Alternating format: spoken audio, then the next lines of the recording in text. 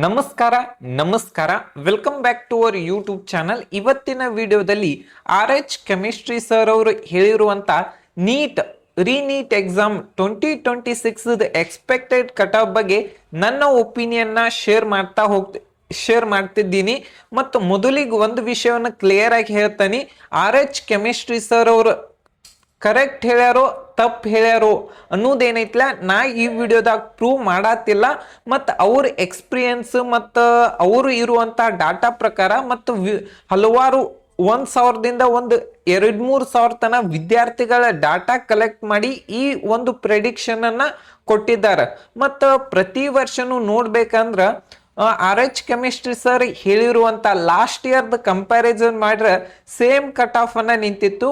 ಮತ್ತು ಅದ್ರ ಈ ವಿಷಯದ ಬಗ್ಗೆ ಪ್ರಸ್ಪೆಕ್ಟಿವ್ ಆಗಿ ಏನೈತ್ಲ ಮಾತಾಡತಾನೆ. ಕೆಮಿಸ್ಟ್ರಿ ಸರ್ ಬಹಳಷ್ಟು ಇಂಪಾರ್ಟೆಂಟ್ ಪಾಯಿಂಟ್ಸ್ ಅನ್ನ ಹೇಳಿರು.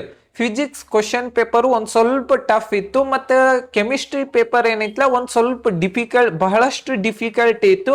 ಬಯಾಲಜಿ ಕಂಪ್ಯಾರಿಟಿವ್ಲಿ ಈಸಿನೇ ಇತ್ತು.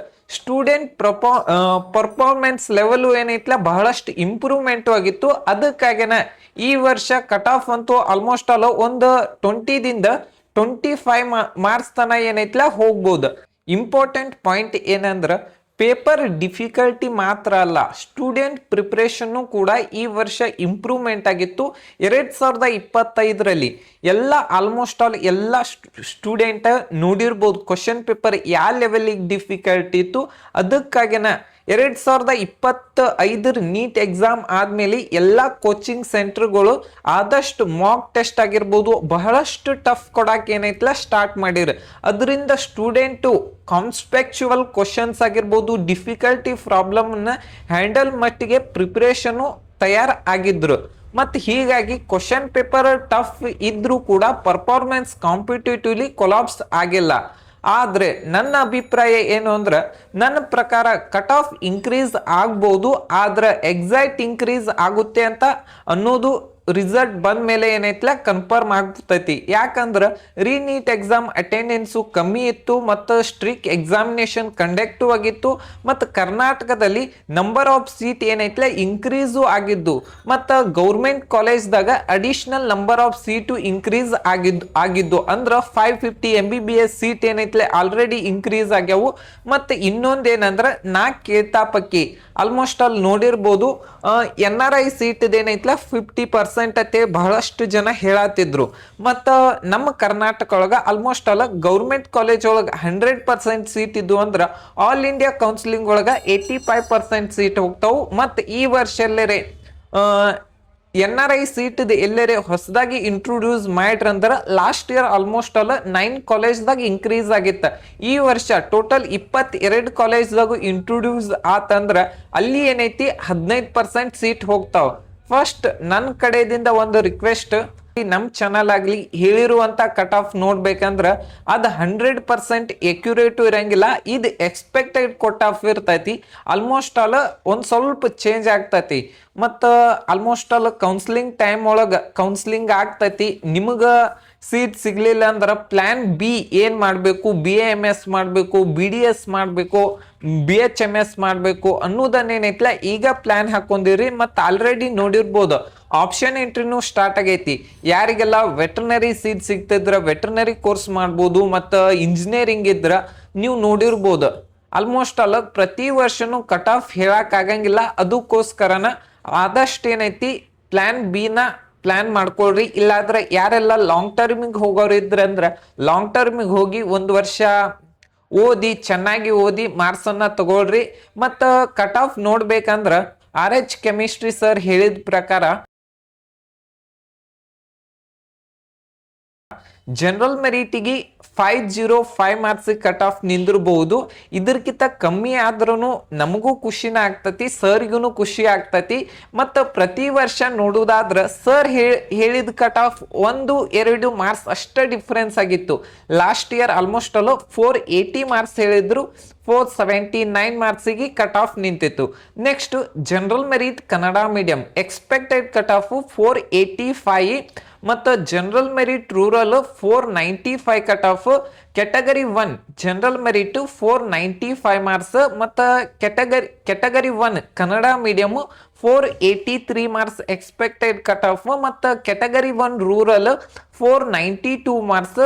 Next 2A category general merit 492 marks expected cut off ಮತ್ತು 2A category Kannada medium 482 marks ಮತ್ತು 2A category rural 485 marks. Next 2B category general merit 498 marks ಮತ್ತು 2B category Kannada medium 490 marks ಮತ್ತು 2B category rural 492 marks. Next 3A category 503 marks ಮತ್ತು 3A category Kannada medium 485 marks. Next 3A category rural 495 marks ಮತ್ತು SC category general merit 415 marks ಮತ್ತು SC category Kannada medium expected cut of 400 marks ಮತ್ತು SC category rural 410 marks. Next ST category general merit 422 marks ಮತ್ತು ST category Kannada medium 405 marks. ST category rural 415 marks expected cut of. Next 3B category general merit 504 marks ಮತ್ತು 3B category Kannada medium 487 marks ಮತ್ತು 3B category rural 497 marks. Next Hyderabad Karnataka general merit 500 marks. ಒಂದು ಸ್ವಲ್ಪ 5 to 10 marks ಅಂತೂ difference ಆಗ್ಬೋದು. Next category 1 Hyderabad Karnataka 490 ಐತಿ ಮತ್ತು general merit Hyderabad Karnataka ಇದ್ರೆ ಒಂದು ಸ್ವಲ್ಪ ಇದನ್ನ ಇರ್ತೈತಿ ಮತ್ತು general merit Kannada medium Hyderabad Karnataka ಇದ್ರೆ ಇನ್ನೂ ಸ್ವಲ್ಪ ಏನೈತಿಲ್ಲ ಕಡಿಮೆ ಆಗೋ ಚಾನ್ಸಸ್ ಇರ್ತೈತಿ. ಇನ್ನೊಂದು ಹೇಳ್ತಾನೆ, ಹೈದರಾಬಾದ್ ಕರ್ನಾಟಕ ರಿಸರ್ವೇಶನ್ ಇದ್ದವರು ಮತ್ತು ಕನ್ನಡ ಮೀಡಿಯಂ ರೂರಲ್ ಇದ್ದವ್ರಿಗೆ ಒಂದು ಸ್ವಲ್ಪ ಬಹಳಷ್ಟು ಏನೈತಿಲ್ಲ ಕಟ್ ಆಫ್ ವೇರಿಯೇಷನ್ ಆಗೋ ಚಾನ್ಸಸ್ ಜಾಸ್ತಿ ಇರ್ತೈತಿ. ಯಾಕಂದ್ರೆ ನಂಬರ್ ಆಫ್ ಸ್ಟೂಡೆಂಟ್ ಏನೈತಿಲ್ಲ ಇಲ್ಲಿ ಕಡಿಮೆ ಇದ್ರೆ ನಿಮಗೂ ಕೂಡ ಕಡಿಮೆ ಮಾರ್ಕ್ಸ್ ಇದ್ರೂ MBBS seat semi government seat ಸಿಗುವಂತ ಚಾನ್ಸಸ್ ಜಾಸ್ತಿ ಇರ್ತೈತಿ. ನೆಕ್ಸ್ಟ್ 2A ಕೆಟಗರಿದು 490 ಮಾರ್ಕ್ಸ್ ಮತ್ತು 2B ಕೆಟಗರಿದು 498 ಮಾರ್ಕ್ಸ್. 3A ಕೆಟಗರಿದು 495 ಮಾರ್ಕ್ಸ್ ಮತ್ತು 3B ಕೆಟಗರಿದು 498 ಮಾರ್ಕ್ಸ್ ಮತ್ತು SC category Hyderabad Karnataka 410 marks ಮತ್ತು ST category Hyderabad Karnataka 418 marks. ಇದೇನೈತಿ ಎಕ್ಸ್ಪೆಕ್ಟೆಡ್ ಕಟ್ ಆಫ್ ಆಗಿರ್ತೈತಿ ಮತ್ತು ಇದಕ್ಕಿಂತ ಕಮ್ಮಿನೂ ಆಗ್ಬೋದು ಜಾಸ್ತಿನೂ ಆಗ್ಬೋದು. RH ಕೆಮಿಸ್ಟ್ರಿ ಸರ್ ಹೇಳಿದ ಪ್ರಕಾರ ಆಲ್ಮೋಸ್ಟ್ ಆಲ್ ಒಂದು 5 to ಅವ್ರು ಆಲ್ರೆಡಿ ಹೇಳ್ಯಾರ ಇದು expected cut off only. After the result ಏನೈತಿ ಆಲ್ಮೋಸ್ಟ್ ಆಲ್ ಸೇಮ್ ನೋಡ್ಬೋದು. ಆಫ್ಟರ್ ದ ರಿಸಲ್ಟ್ ಹೆಂಗೆ ಆಗ್ತೈತಿ ಅನ್ನೋದೇನೈತ್ಲ ನೋಡುನು. ಮತ್ತು ಈ ವಿಡಿಯೋ ಮಾತ್ರ ಇನ್ಫಾರ್ಮೇಶನ್ ಪರ್ಪಸ್ ಅಷ್ಟಾಗಿರ್ತೈತಿ. ಆಲ್ಮೋಸ್ಟ್ ಆಲ್ RH ಕೆಮಿಸ್ಟ್ರಿ ಸರ್ದು ವಿಡಿಯೋ ನಾನು ನೋಡಾಕತ್ತ ಆಲ್ಮೋಸ್ಟ್ ಆಲ್ 4 to 5 ಇಯರ್ಸ್ ಆಗೈತಿ. ಪ್ರತಿ ವರ್ಷನೂ ಅವ್ರು ಹೇಳಿರುವಂಥ ಕಟ್ ಆಫ್ ಆಗಿರ್ಬೋದು, ಇನ್ಫಾರ್ಮೇಶನ್ ಆಗಿರ್ಬೋದು ಎಲ್ಲ ಎಕ್ಯುರೇಟ್ ಆಗಿರ್ತೈತಿ. ಮತ್ತು ಈ ವಿಡಿಯೋ RH ಕೆಮಿಸ್ಟ್ರಿ ಸರ್ ನೋಡಿದ್ರ ನನ್ನ ಕಡೆಯಿಂದ ಧನ್ಯವಾದಗಳನ್ನ ತಿಳಿಸ್ತಾ ಇದ್ದೇನೆ. Thank you sir for your ಪ್ರತಿ ವರ್ಷನೂ ಎಲ್ಲ ಕಟ್ ಆಫ್ ದ ಎಕ್ಸ್ಪ್ಲೇನ್ ಮಾಡ್ತಿರ್ತಾರೋ ಸರಿಗೆ ನನ್ನ ಕಡೆಯಿಂದ ಧನ್ಯವಾದಗಳು. Thank you.